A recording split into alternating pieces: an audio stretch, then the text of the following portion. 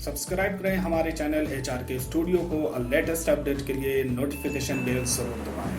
ये कहना चाह रही थी कि ज़्यादातर ऑब्जेक्टिव बुक्स को प्रीफर ना करें। ज़्यादा से ज़्यादा उनको टेक्स्ट बुक्स ज़्यादा पढ़नी चाहिए, जैसे कि दास्तान को पढ़े, नावल को पढ़े और एकदम डीपली पढ़े। वो जैसे कि गुमशुदा कड़ियों में भी बहुत मुख्तसर मतलब ज़रा सा बताया गया है। तो मेरा यही अपना ओपिनियन है कि ज़्यादा से ज़्यादा टेक्स्ट बुक पढ़ने की कोशिश करें, क्योंकि टेक्स्ट जब बुक पढ़ेंगे तो हम सारी चीज़ों को कवर कर सकते हैं। वो कहीं से भी पूछेंगे या किसी भी पहलू से पूछेंगे, वो चीज़ें हमें आएंगी। ठीक है। जहाँ तक मेरा पर्सनल इंटरव्यू के बारे में मैं बताऊं, गज़ल के ताल्लुक़ से, गज़ल के सिर्फ के ताल्लुक़ से एक सवाल मुझे वैसे तो नहीं पूछा गया था, लेकिन ये पूछ लिया गया था जो सनाए बदाए में से आते हैं कि मतलब इहाम कोई किसे कहते हैं। हालांकि इहाम की मिसाल अगर आप ढूंढना चाहेंगे तो हो सकता है यगाना का शेर बमुश्किल ही मिल पाए। तो आपको दायरा वो देखना है कि आपका यगाना भी बनता है, यगाना के बारे में भी जानना ज़रूरी है, गज़ल के बारे में भी जानना है, गज़ल के फ़न के बारे में भी जानना है। तो उस हिसाब से आपकी तैयारी जितनी मजबूत रहेगी, जितनी ज़्यादा चीज़ों को आप पढ़े रहेंगे, जाने रहेंगे, तो अगर किसी से वो मैच कर जाता है आपका सिनॉप्सिस, तो उससे कोई खौफ खाने की बात नहीं है। एमए का सिलेबस आपको बताया है। एमए के अलावा जो एमफिल का भी सिलेबस दिया हुआ है, उसमें 2-3 पॉइंट्स को और ऐड किया हुआ है, क्योंकि ऑब्जेक्टिव क्वेश्चन होगा तो बहुत ज़्यादा फर्क नहीं होगा दोनों में। बट ये है कि एमए में जो क्वेश्चन पूछा जाएगा वो बहुत डीपली नहीं रहेगा, मेरा जहाँ तक अंदाज़ा है। एमफिल में डीपली क्वेश्चन पूछा जाएगा, उसमें 2 चीज़ें जो बढ़ेगी, एक तहकीक बढ़ जाएगा आपका और दूसरा तनकीद का। के अलावा आप मुहिद्दीन कादरी ज़ोर की किताब पढ़िएगा, दक्कनी अदब की तारीख़।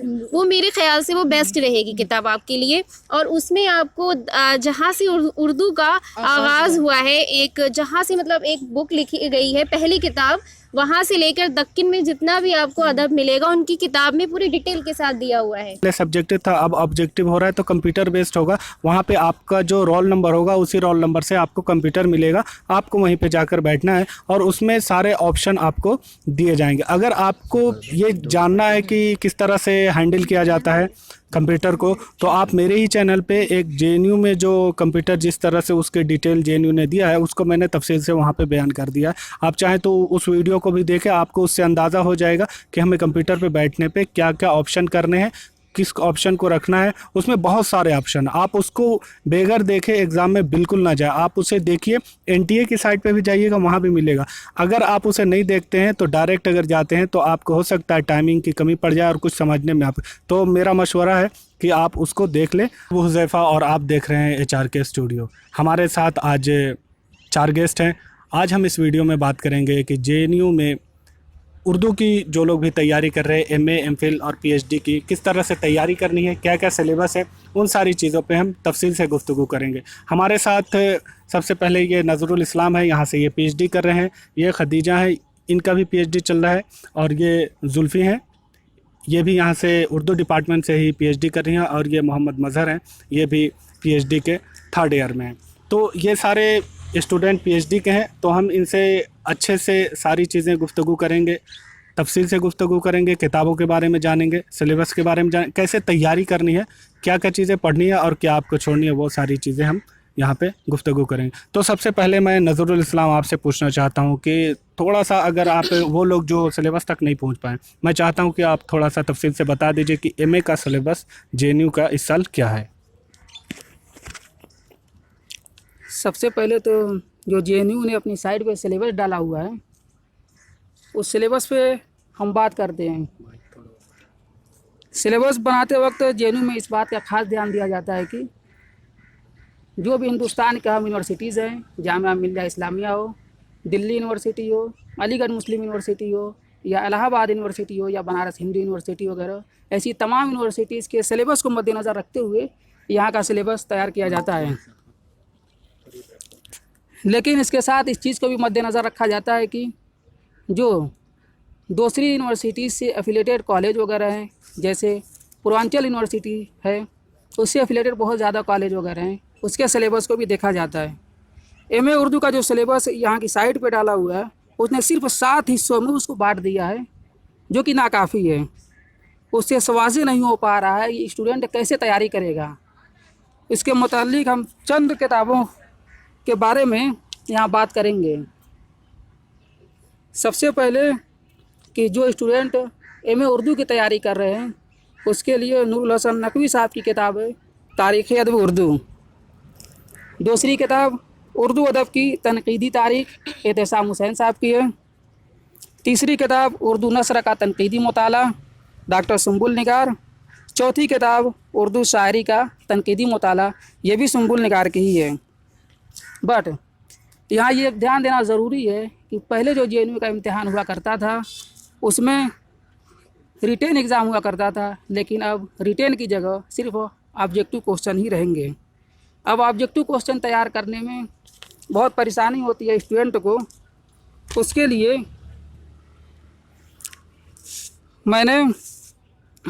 मैं कुछ किताबें आपको सजेस्ट मैंने कर दिया है।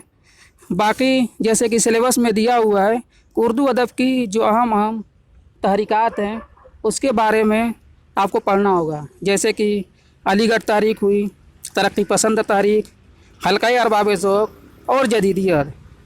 अब इसमें जो रिटेन एग्ज़ाम होता था उसमें क्या डायरेक्ट पूछ दिया जाता था कि अलीगढ़ तहरीक के बारे में आप अपने ख्यालात का इजहार करें, तो उसमें लड़के लिख लेते थे। बट ये कि अब यहाँ पे आपको तैयारी करते वक्त ये ध्यान देना होगा कि अलीगढ़ तहरीक हो या तरक्की पसंद तहरीक हो, हल्का अरबाब ज़ौक़ हो या जदीदियत हो, इसमें क्वेश्चन जो अब ऑब्जेक्टिव में बनेगा तो उसमें कुछ मुसन्निफ़ीन का नाम दे दिया जाएगा या अफसाना निगार का नाम दे देंगे और पूछ देंगे कि इनका ताल्लुक़ किस तहरीक से है या कौन सी तहरीक कब शुरू हुई, या ये भी हो सकता है कि कौन सी तारीख किसके रद्द अमल में शुरू हुई।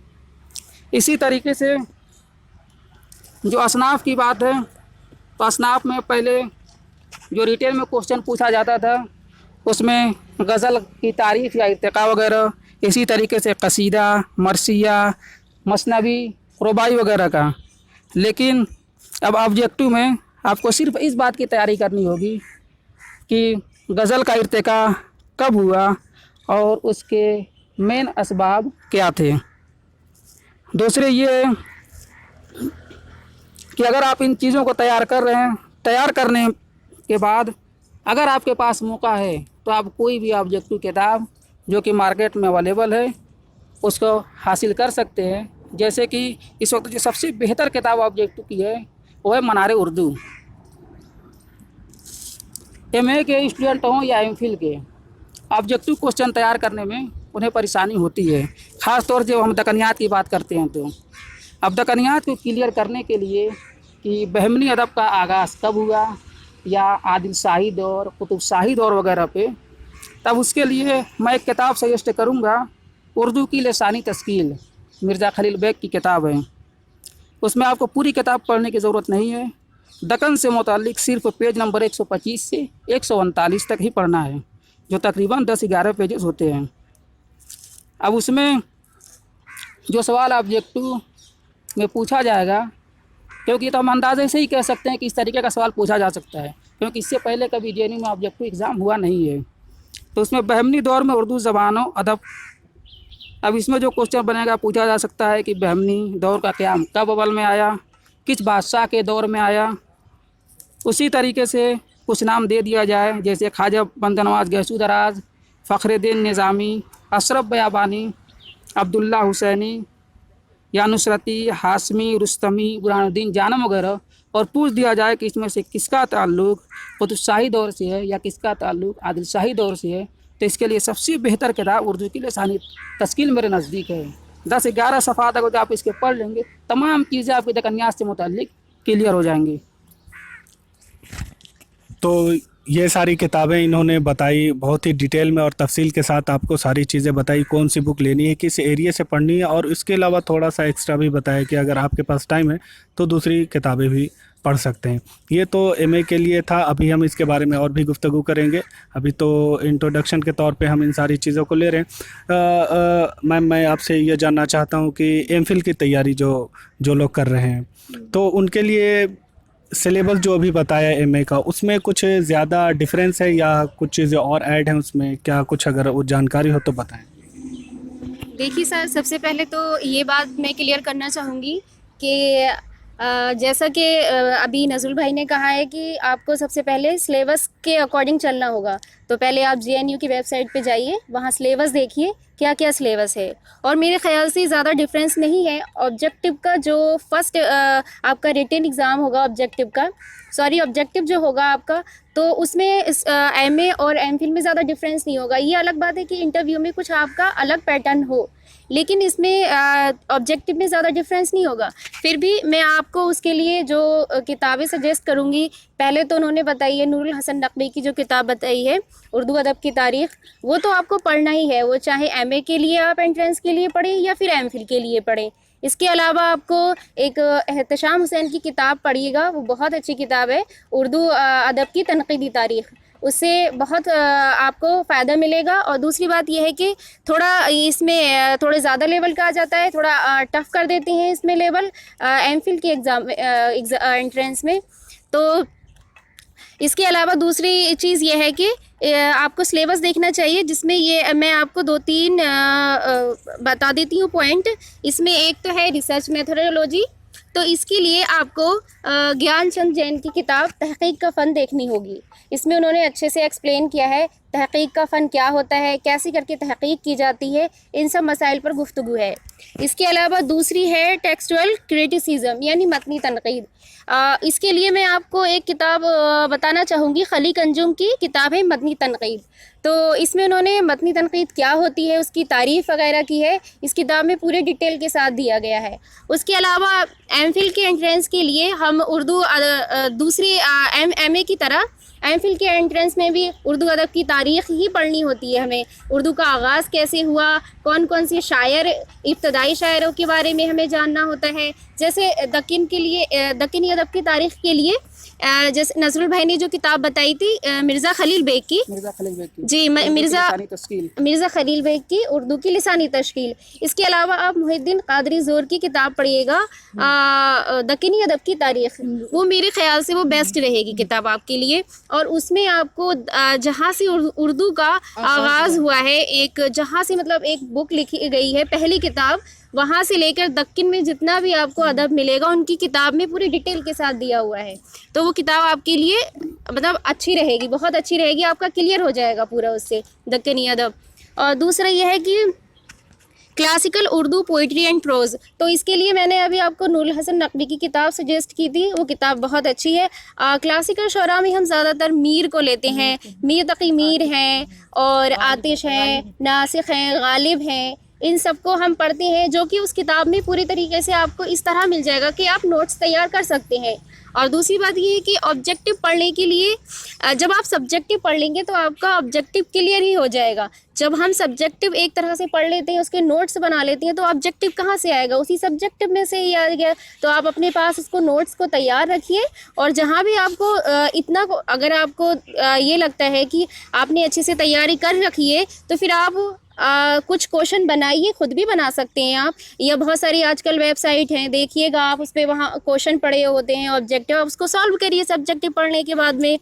दूसरी बात ये है कि अगर आप के पास ऐसी सुविधा नहीं है कि आप किताब नहीं ख़रीद सके, तो आजकल मेरे ख़्याल से नेट की फैसिलिटी सबके पास है, हर गाँव में। मैं यूनिवर्सिटीज़ की और बड़े शहरों की बात तो नहीं कर रही हूँ, क्योंकि यहाँ तो सबके पास हर चीज़ है ही मौजूद, लेकिन जो लोग छोटे गांव से होते हैं, जहाँ तक जिनके पास कोई किताबें ख़रीदने की कोई सुविधा नहीं होती है, वो उनके पास भी नेट होता है। आजकल जियो चल रहा है, हर जगह मौजूद है। तो आप एक वेबसाइट है रेख्ता, आप वहाँ जाइए, आपको हर किताब मिल जाएगी। उर्दू अदब की तारीख़ से मुतालिक मिल जाएगी, क्लासिकल शोरा से मुतालिक मिल जाएगी, तहक़ीक़ से मुतालिक, आप जिस तरह की किताब देखना चाहते हैं आप बस नाम डालिए, सर्च करिए, आपको वहाँ मिल जाएगी। तो इसमें ज़्यादा दिक्कत नहीं होगी आपको। तो फिर उसके बाद में आप ऑब्जेक्टिव की किताबें अगर आपको सॉल्व करनी है, तो ऑब्जेक्टिव की जो किताब बताई है मनारे उर्दू, आप उसको लीजिए।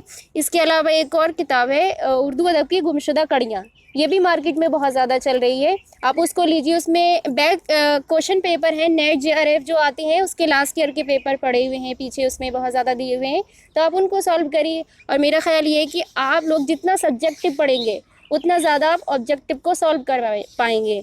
जैसे हम सब्जेक्टिव में पढ़ेंगे कि मीर कब पैदा हुए, तो उसमें तो सब्जेक्टिव में दिया ही रहेगा कि मीर इतने इतने में पैदा हुए हैं, 1722, 1721 हर किताब में दे रखा है। अब यही आप इसको ऑब्जेक्टिव बनाएंगे तो आपसे ये क्वेश्चन होगा ना कि मीर की पैदाइश कब हुई। आप फ़ौरन उस पे ऑब्जेक्टिव पे टिक कर सकते हैं कि मीर की पैदाइश 1722 में हुई है, तो आपके लिए कोई दिक्कत नहीं होगी। आप पहले सब्जेक्टिव पढ़िए, उसके बाद में ऑब्जेक्टिव सॉल्व करिए, और ऑब्जेक्टिव के लिए तो हर जगह आपको क्वेश्चन मिल ही जाएंगे। और मेरे ख्याल से कि एमफिल में आते आते हम सब लोग नेट का ज़रूर एग्ज़ाम दे चुके होते हैं। बहुत सारे स्टूडेंट का JRF भी क्लियर हो चुका होता है, बहुत सारे स्टूडेंट का नेट भी क्लियर हो चुका होता है, तो हमारे लिए इतना मुश्किल नहीं होगा ये।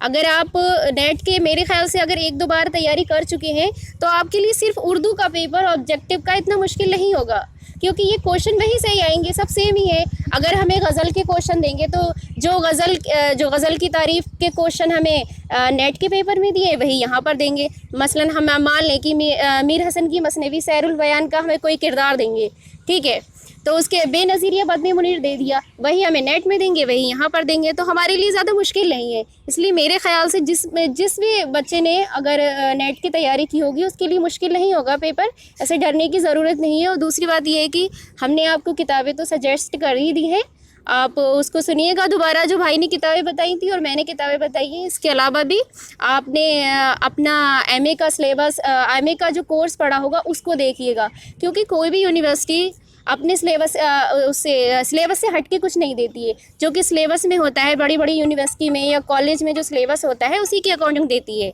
तो सारे यूनिवर्सिटी के सिलेबस को देख कर ये सारे एंट्रेंस के एग्ज़ाम बनाए जाते हैं, अलग से कुछ नहीं आता है। बस मैं यही कहना चाहूँगी।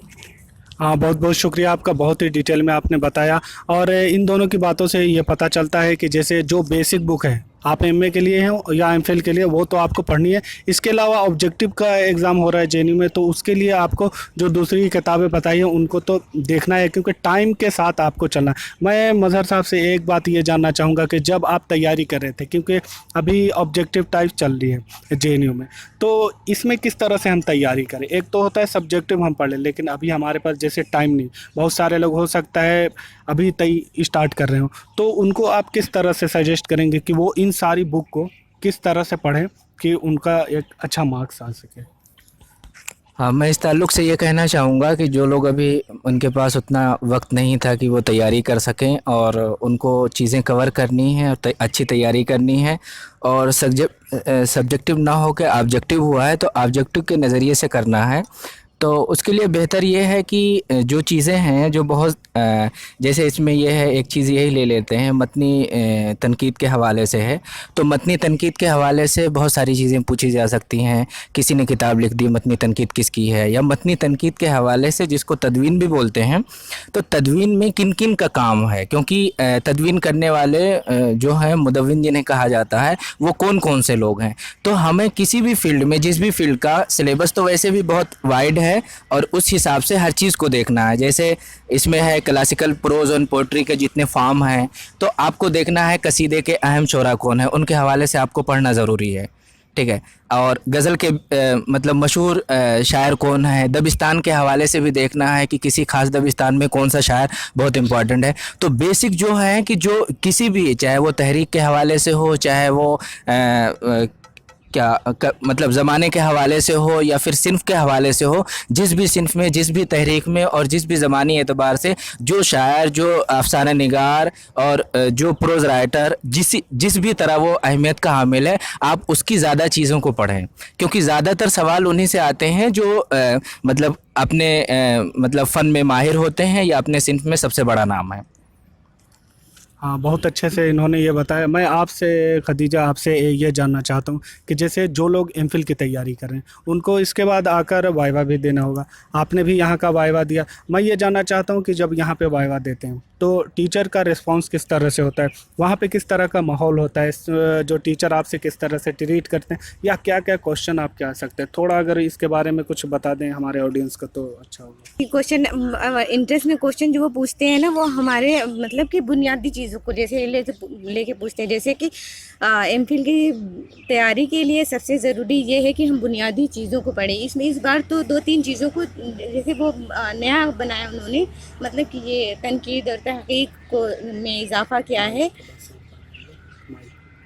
तो इसमें इजाफ़ा हुआ है। लेकिन और भी चीज़ें हैं जैसे कि लिसानियात हैं, ठीक है, गज़ल है, और दास्तान हैं, अफसाने हैं, नावल हैं, तो इनको तो पढ़ना ही पड़ेगा ना। तो जैसे कभी कभी ये होता है कि अफसाने की तारीख भी पूछ लेते हैं, दास्तान की तारीख भी पूछते हैं, कसीदे की तारीख पूछते हैं, गज़ल की तारीख पूछते हैं।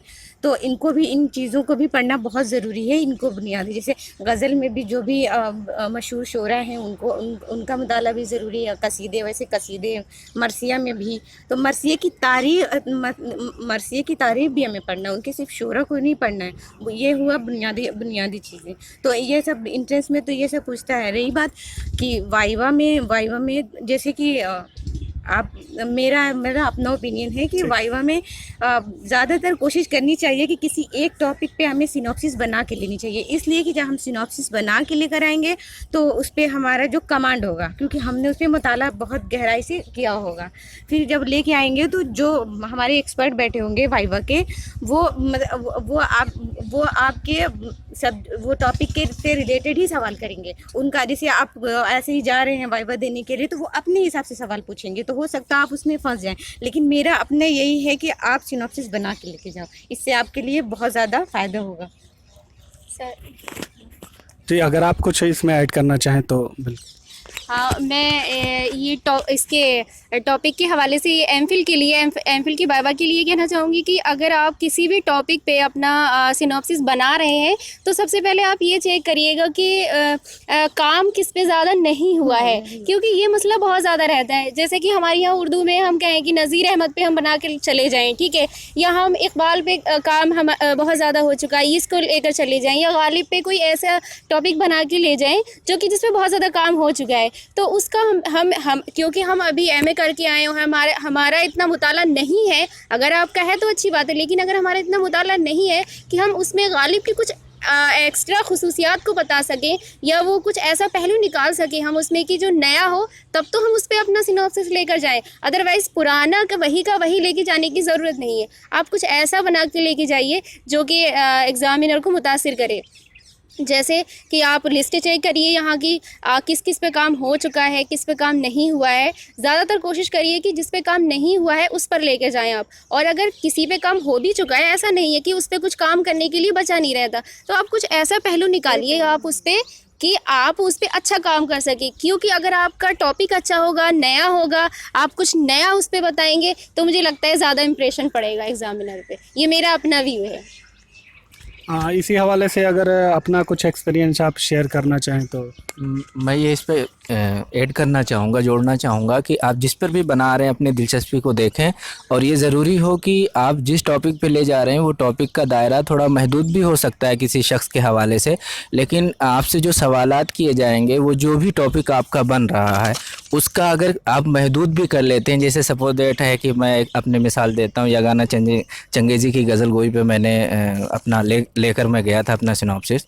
तो अगर मैं गज़ल गोई पे लेकर गया हूँ तो मुझे यगाना की ज़िंदगी भी जाननी ज़रूरी है, यगाना के दूसरी तसनीफ़ात क्या हैं उनके बारे में भी जानना है, यगाना और गालिब के ताल्लुक़ से जो लड़ाई झगड़े के बातें उनकी तरफ से थीं और जो कुछ उन्होंने कहा था वो सब जानना है। तो ज़रूरी यह है कि आप अगर किसी शख्स का या किसी भी चीज़ का कोई एक गोशा अपना उन्वान बनाते हैं और सिनॉप्सिस बनाने की कोशिश करते हैं, लेकिन वहाँ पे जो भी इंटरव्यूअर बैठे होंगे उनमें से ये जानना चाहेंगे कि आप इसके अलावा क्या चीज़ें जान रहे हैं जो ज़रूरी भी हैं। तो जो भी बनाएं तो उसका जो दायरा बनता है, बड़ा सा दायरा जो बनता है, आप उन सब चीज़ों के हवाले से आपको जान कर जानना चाहिए, क्योंकि वो सवाल उनका जेन्युइन होगा और ऐसा नहीं होगा कि हमने जो बनाया था, हमने उनकी गज़ल गोई पे बनाया तो उन्होंने उनके दूसरी तसनीफ़ात के बारे में क्यों पूछ लिया। लेकिन आपको उन सब के बारे में जानकर जाना चाहिए। इसकी वजह से ऐसा होगा कि आप ज़्यादा से ज़्यादा बेहतर तौर पे जवाब दे पाएंगे और हर सवाल का जवाब देने के लिए आपके पास मालूमात रहेगी।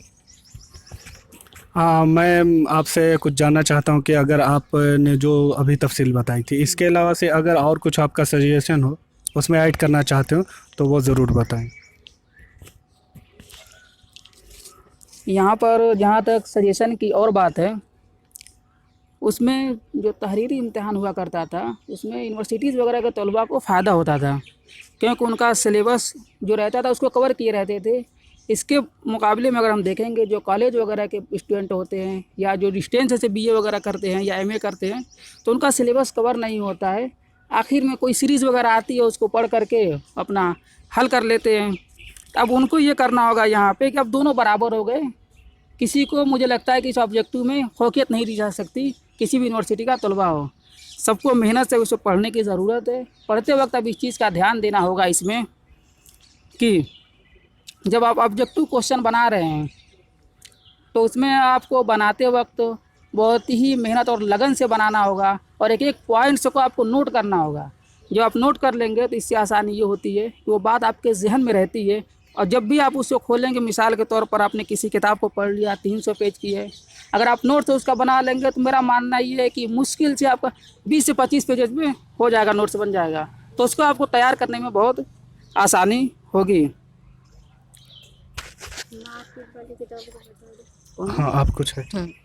मैं ये कहना चाह रही थी कि ज़्यादातर ऑब्जेक्टिव बुक्स को प्रीफर ना करें, ज़्यादा से ज़्यादा उनको टेक्स्ट बुक्स ज़्यादा पढ़नी चाहिए, जैसे कि दास्तान को पढ़े, नावल को पढ़े और एकदम डीपली पढ़े। वो जैसे कि गुमशुदा कड़ियों में भी बहुत मुख्तसर मतलब ज़रा सा बताया गया है। तो मेरा यही अपना ओपिनियन है कि ज़्यादा से ज़्यादा टेक्स्ट बुक पढ़ने की कोशिश करें, क्योंकि टेक्स्ट जब बुक पढ़ेंगे तो हम सारी चीज़ों को कवर कर सकते हैं। वो कहीं से भी पूछेंगे या किसी भी पहलू से पूछेंगे, वो चीज़ें हमें आएंगी। और रही बात दफनियात से रिलेटेड जो भी सवाल हैं, तो ये एक इनकी जमील जालवी की पहली जिल्द में दफनियात को बहुत अच्छी तरीके से बताया गया है, पूरी तारीख उसमें भी आपको सारी डिटेल मिल जाएगी।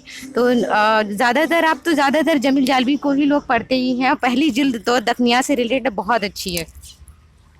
और अगर एमए का जहाँ तक ताल्लुक है, मुझे लगता है कि अगर नूरुल हसन नकवी की तारीख अदब उर्दू अच्छे से पढ़ ली जाए तो ये कवर हो जाएगा। क्योंकि अभी इतना टाइम नहीं है, 1 महीना 1.5 महीना है, उसके हिसाब से अगर आप ये नूरुल हसन नकवी वाली किताब पढ़ लेते हैं तो बहुत अच्छा रहेगा। उसमें भी आपको सारे ऑब्जेक्टिव कवर हो जाएंगे। और मेरा ख्याल है कि उसमें नेट में भी इसमें कवर हो जाते हैं। नेट का जो एग्ज़ाम होता है, मोस्टली क्वेश्चन देखे जाएँ तो इससे ही आते हैं। मैंने तो कितनी बार चेक किया है, आगे ज़्यादा से ज़्यादा क्वेश्चन नूरुल हसन नकवी की किताब से ही निकलते हैं। तो आप कोशिश करिएगा आप इस किताब को अच्छे से पढ़ें, क्योंकि आपको एमए लेवल की तैयारी करनी है। अभी एमए का आपको एंट्रेंस देना है, तो फिर आपको ये अच्छी किताब रहेगी, ये ज़्यादा ठीक रहेगा। बाकी तो डिटेल से पढ़ने के लिए तो फिर बहुत टाइम चाहिए, या आप उसकी 1 साल पहले से तैयारी करते हैं तो आपको फिर सारे अफसाने पढ़ने पड़ेंगे, सारी दास्तान पढ़िए आप, ये आपके लिए डिटेल हो जाएगा। और अभी इतना टाइम नहीं है, इसलिए जो एमए के जो भी स्टूडेंट हैं, मैं उनसे यही कहूँगी कि नूरुल हसन नकवी वाली किताब को, और ज़्यादा अगर हो सके तो एहतशाम हुसैन की उर्दू अदब की तनक़ीदी तारीख़,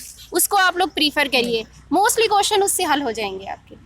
वो नूरुल हसन नकवी की जो किताब है उसमें ये है कि सारे मतलब जो भी बुनियादी आपके सवाल जो बनते हैं, जैसे गज़ल, कसीदा, मरसिया, मसनवी, सब की तारीफ़ दी है, तो उसमें सब कुछ आपको मिल जाएगा। तो ये सबसे अच्छी किताब है नूरुल हसन नकवी की तारीख़ अदब उर्दू। बाकी ऑब्जेक्टिव के लिए तो मनारे उर्दू है, उर्दू अदब की गुमशुदा कड़ियाँ हैं, और एक और किताब है आफ्ताब, हाँ, एजाज हुसैन साहब की तारीख़ अदब उर्दू, और एक उर्दू है जिसका नाम, ये किताब भी आप पढ़िएगा, इससे भी बहुत सारे क्वेश्चन हल हो जाएंगे। मैं आपसे ये जानना चाहता हूँ, मैं एमफिल के बारे में आपसे थोड़ा सा एक सवाल, कि बाय चांस मैंने जो सिनॉप्सिस बनाकर लाया, हो सकता है कि किसी और का भी सेम टॉपिक अगर हो जाए, तो ऐसी सिचुएशन में हम क्या मतलब जेएनयू में क्या ऑप्शन है? यहाँ के टीचर मतलब आपको किस तरह से या तो आपको चेंज करना होगा या फिर उसी पे आपको देना होगा, क्या आप बता? इंटरव्यू की हद तक? हाँ, इंटरव्यू की हद तक। हाँ, इंटरव्यू की हद तक ऐसा होता है कि अपने अपने इलाके से एक दूसरे को कोई नहीं जानना होता, तो ये कोशिश करता है कि सिनॉप्सिस लाना ज़रूरी है। तो सिनॉप्सिस लाने का मतलब ये हो जाता है कि आप जिस फील्ड का भी सिनॉप्सिस जिस तरह लाए हैं उन्हीं चीज़ों के इर्द गिर्द आपसे सवाल पूछे जाते हैं। और ऐसा भी हो सकता है कि 4 लोग बुलाए गए हैं, 10 लोग बुलाएंगे, उनमें 2 से 3 लोगों का भी एक जैसा हो सकता है। कभी ये ज़रूरी है कि एक ही हो या दो करके 4-5 लोगों का टकरा सकता है। मेरे साथ हुआ है, ऐसा इत्तेफाक होता है। मेरे साथ हुआ है तो ऐसे इत्तेफाक में उनका कोई मसला नहीं होता है। वो ये जानते हैं कि आप जो मिनिमम क्राइटेरिया है कि सिनॉप्सिस लेकर आना चाहिए, आप उसको फिलफिल करने के लिए लेकर आए हैं, तो आपसे सवालात किए जाएंगे और सवालात वही हो सकते हैं जो आप लेकर आए हैं। आपसे ये भी पूछा जा सकता है इससे पहले तो एक साहब इस पे लेकर आए हैं, तो उससे ये नहीं मतलब है कि आपको वहाँ से पीछे हट जाना है या उससे खौफ खाना है कोई, या कोई परेशानी उससे है, या वो टकरा जाने की वजह से आपसे पहले कोई लेकर गया है तो उसको ज़्यादा नंबर हो जाएंगे। आप जितना बेहतर सवालात का जवाब दे सकते हैं, आप जिस किसी का भी सवालों का जवाब बेहतर तरीके से दे सकेगा उसी का होगा। ऐसा नहीं कि टकरा जाने की वजह से आपका माइनस पॉइंट कोई हो जाएगा। तो उसके लिए जब भी बनाएं तो इतना रहे कि आप उस जो दायरा बन रहा है, एक की वो टॉपिक रखने के बाद यगाना है तो यगाना के बारे में जानना है, गज़ल है तो गज़ल के बारे में जानना है, ठीक है। जहाँ तक मेरा पर्सनल इंटरव्यू के बारे में मैं बताऊं, गज़ल के ताल्लुक़ से, गज़ल के सिर्फ के ताल्लुक़ से एक सवाल मुझे वैसे तो नहीं पूछा गया था, लेकिन ये पूछ लिया गया था जो सनाए बदाए में से आते हैं कि मतलब ईहाम कोई किसे कहते हैं। हालांकि ईहाम की मिसाल अगर आप ढूंढना चाहेंगे तो हो सकता है यगाना का शेर बमुश्किल ही मिल पाए। तो आपको दायरा वो देखना है कि आपका यगाना भी बनता है, यगाना के बारे में भी जानना ज़रूरी है, गज़ल के बारे में भी जानना है, गज़ल के फ़न के बारे में भी जानना है। तो उस हिसाब से आपकी तैयारी जितनी मजबूत रहेगी, जितनी ज़्यादा चीज़ों को आप पढ़े रहेंगे, जाने रहेंगे, तो अगर किसी से वो मैच कर जाता है आपका सिनॉप्सिस, तो उससे कोई खौफ खाने की बात नहीं है इंशाल्लाह। ये कह रही थी पूरा जो आपका नंबर है वो सिर्फ इंटरव्यू पे ही बेस नहीं करता है। अगर आपका सेम मैच कर गया तो कोई बात नहीं। अगर आपसे एक क्वेश्चन का आंसर नहीं आया तो ऐसा नहीं है कि आपका सिलेक्शन नहीं होगा। हो सकता है आपके मार्क्स सामने वाले से रिटन में ज़्यादा हो और आपका अगर एक नंबर उसमें कम हो गया वाइवा में, तो कोई बात नहीं है, दोनों मिलाकर तो लिस्ट बनती है। ऐसा नहीं है सिर्फ इंटरव्यू की बेस पे ही होता है। तो अगर एक दो नंबर अगर आपका मैच अगर आपका सिनॉप्सिस मैच हो गया और एक दो नंबर आपका कट भी गया तो इससे कोई प्रॉब्लम की बात नहीं है। आपसे इंटरव्यू के बारे में मैं एक बात यह जानना चाहता हूँ कि जो वहाँ पे माहौल होता है, कुछ क्वेश्चन ऐसे होते हैं जो हमें नहीं आते हैं। अगर 2-3 क्वेश्चन हमारे सामने ऐसे आ गए जो हमें नहीं आ रहे हैं, तो ऐसे में हमें क्या करना चाहिए कि यहाँ के टीचर कितना कोऑपरेटिव होते हैं? आपको नहीं आ रहा है तो किस तरह का रिस्पांस आप दे सकते हैं? इंटरव्यू जब होता है एमफिल के लिए तो वहाँ पे पूरे सेंटर के असातिज़ा मौजूद होते हैं और उनकी मौजूदगी में आपके सिनॉप्सिस से मुताल्लिक क्वेश्चन किया जाता है। अब उसमें ये देखा जाता है कि आखिर जिस स्टूडेंट लेकर के आ रहा है सिनॉप्सिस, उस मौजू पे उसकी कितनी पकड़ है। जैसा कि आप अगर अफसाने पे लेकर के गए या किसी मखसूस राइटर को ले लिए, मिसाल के तौर पे आपने ले लिया देवेंद्र सत्यार्थी को या हयातुल्लाह अंसारी को, तो आपसे देवेंद्र सत्यार्थी या हयातुल्लाह अंसारी से मुताल्लिक पूछा जाएगा। हो सकता है कि थोड़ा सा और अगर आगे बढ़ करके उनके जो हम असर हैं उनसे और उनमें क्या इनफरादियत थी, आखिर आपने क्यों बनाया इस सिनॉप्सिस को दूसरे को छोड़ करके। बाकी जहाँ तक सवाल ये है कि क्वेश्चन वगैरह होता है उसमें अगर कुछ लड़के जवाब नहीं दे पाते हैं तो मुझे लगता है कि यहाँ का जो पैनल होता है बहुत सपोर्टिव होता है। वो बीच बीच में आपको कुछ ऐसी चीज़ें बोलते रहेंगे हो ताकि आप अपनी लाइन को पकड़ लें, आप उस पॉइंट पर पहुँच जाएँ जो आप बात करना चाह रहे हैं। क्योंकि कोई भी लड़का है किसी गांव से आ रहा है या किसी भी यूनिवर्सिटी से आ रहा है, जो पहली मर्तबा पैनल के सामने रहता है तो डरा हुआ रहता है। इस चीज़ को साथ ही साथ बेहतर तरीके से समझते हैं तो पूरी तरीके से आपका सपोर्ट करने की कोशिश करते हैं। तो ऐसा है कि अगर आपका सिनॉप्सिस टकरा जाता है या आपके कुछ आंसर गलत हो जाते हैं तो उसमें आपको बिल्कुल भी घबराने की ज़रूरत नहीं है। हमने यहाँ पे सारी चीज़ें एमए के सिलेबस, एमफिल का किस तरह से सिनॉप्सिस के बारे में जो चीज़ें थी वो गुफ्तगू की। इसके अलावा जो इंटरव्यू में हमारा जो माहौल होता है उनके बारे में, यहाँ के टीचर किस टाइप से हैं, किस तरह से रिस्पॉन्स देते हैं, ये सारी का सिलेबस जो जेएनयू ने अपनी साइट पे डाला हुआ है वो बहुत महदूद है, मगर फिर भी मैं चाहता हूँ कि उसको एक मतलब पढ़ दूँ ताकि जो भी स्टूडेंट इस वीडियो को देखें उनके जहन में रहे कि आखिर हमको किस तरीके से तैयार करना है या किस किस फील्ड से क्वेश्चन पूछा जा सकता है। पहला दिया हुआ है history of Urdu literature, Urdu अदब की तारीख। आपको इब्तिदा से लेकर के 20वीं सेंचुरी तक पूछेगा, 20वीं सदी तक।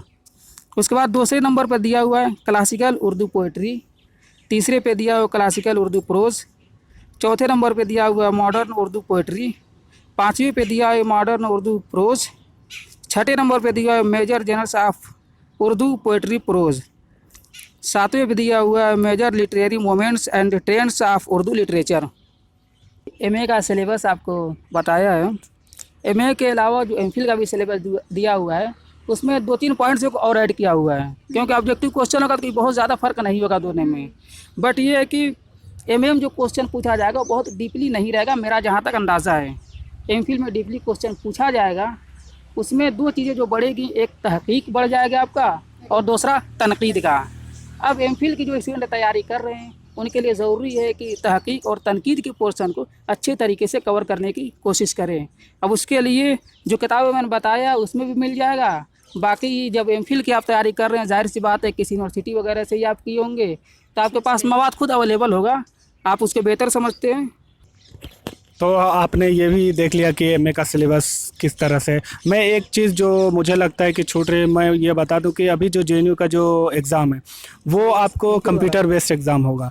आपको वहाँ पे वो सर्किल, इससे पहले सब्जेक्टिव था, अब ऑब्जेक्टिव हो रहा है तो कंप्यूटर बेस्ड होगा। वहाँ पे आपका जो रोल नंबर होगा उसी रोल नंबर से आपको कंप्यूटर मिलेगा, आपको वहीं पे जाकर बैठना है और उसमें सारे ऑप्शन आपको दिए जाएंगे। अगर आपको ये जानना है कि किस तरह से हैंडल किया जाता है कंप्यूटर को, तो आप मेरे ही चैनल पे एक जेएनयू में जो कंप्यूटर जिस तरह से उसके डिटेल जेएनयू ने दिया है उसको मैंने तफसील से वहाँ पे बयान कर दिया है। आप चाहें तो उस वीडियो को भी देखें, आपको उससे अंदाज़ा हो जाएगा कि हमें कंप्यूटर पे बैठने पे क्या क्या ऑप्शन करने हैं, किस ऑप्शन को रखना है। उसमें बहुत सारे ऑप्शन, आप उसको बेगर देखे एग्ज़ाम में बिल्कुल ना जाए, आप उसे देखिए। एनटीए की साइट पे भी जाइएगा, वहाँ भी मिलेगा। अगर आप उसे नहीं देखते हैं तो डायरेक्ट अगर जाते हैं तो आपको हो सकता है टाइमिंग की कमी पड़ जाए और कुछ समझने में आप, तो मेरा मशवरा है कि आप उसको देख लें। तो इसी के साथ आप तमाम का बहुत बहुत शुक्रिया, हमारे मेहमानों का बहुत बहुत शुक्रिया कि आप आए और आपने अपना कीमती वक्त दिया और तफसील में सारी चीज़ें बताई। उन लोगों को भी शुक्रिया जो आप हमारे चैनल को देख रहे हैं, आप तमाम का बहुत बहुत शुक्रिया। इसी के साथ हम इस प्रोग्राम को यहीं ख़त्म करते हैं। अल्लाह हाफिज़।